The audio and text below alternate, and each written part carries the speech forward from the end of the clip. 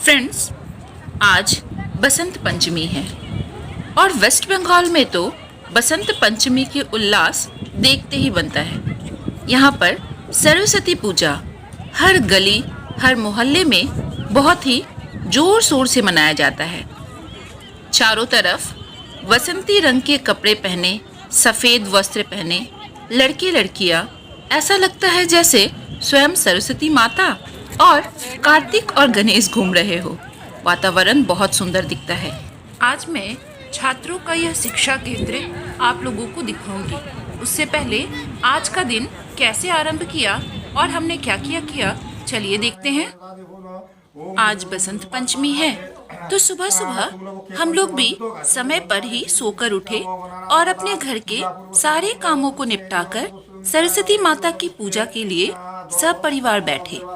हम सब मिलकर पंडित जी के साथ सरस्वती माता का पूजा आराधना किए। वातावरण बहुत सुंदर हो गया था। हम लोग बहुत खुश थे। बसंत पंचमी की जो वह सौंदर्य है वो हमारे मन में भी एहसास हो रहा था। सरस्वती वंदना, सरस्वती मंत्र चारों तरफ गूंज रहे थे। हम सब श्रद्धा और भक्ति के साथ माता की पूजा अर्चना संपन्न किए। उसके बाद यहाँ जगह जगह पर माता का दर्शन करने के लिए भी हम निकले।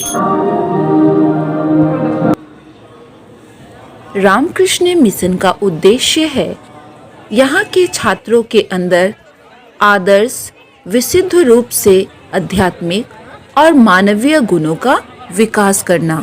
विवेकानंद जी ने आधुनिक भारत में दोहरे राष्ट्रीय आदर्शों के रूप में त्याग और सेवा की घोषणा की और इस मिशन का काम इन पर अभ्यास करने और प्रचार करने का प्रयास करता रहता है। विवेकानंद जी ने दरिद्र नारायण है का संदेश को इंगित करने के लिए गरीबों की सेवा, गरीबों को भगवान मानना यह संदेश फैलाया और रामकृष्ण के जीवन और शिक्षा के प्रकाश से पुनः व्याख्या किए गए भगवद गीता के में उपनिषदों और योग के सिद्धांत मिशन के लिए प्रेरणा का मुख्य स्रोत बनाया।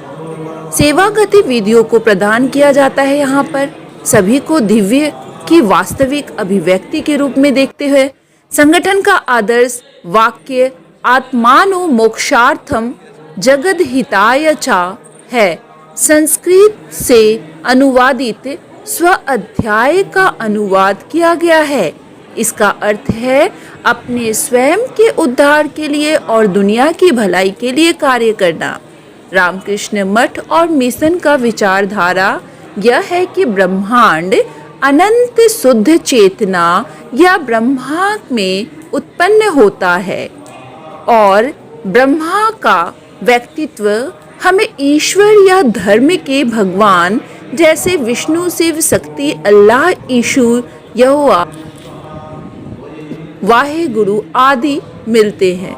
रामकृष्ण मिशन सिखाता है कि ईश्वर की प्राप्ति जीवन का अंतिम लक्ष्य है।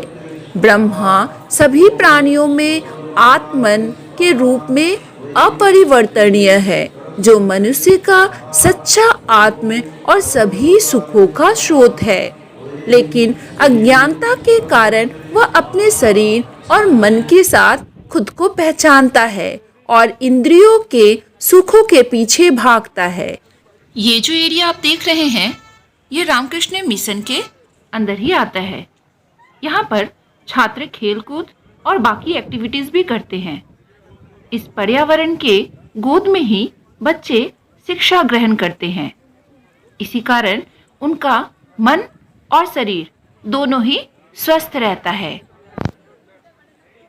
रामकृष्ण मिशन धर्मों के सद्भाव में भी विश्वास करता है। इसका मतलब है कि सभी धर्म एक ही लक्ष्य की ओर ले जाते हैं यदि उचित रूप से पालन किया जाता है। प्रमुख कार्यकर्ता भिक्षु है।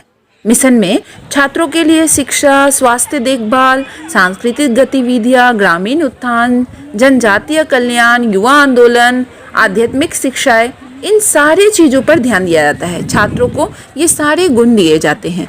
यहाँ पर मिशन के जो अपने अस्पताल है, धर्मार्थ औषधालय, मातृत्व क्लिनिक, तपोदिक क्लिनिक और मोबाइल डिस्पेंसरी है।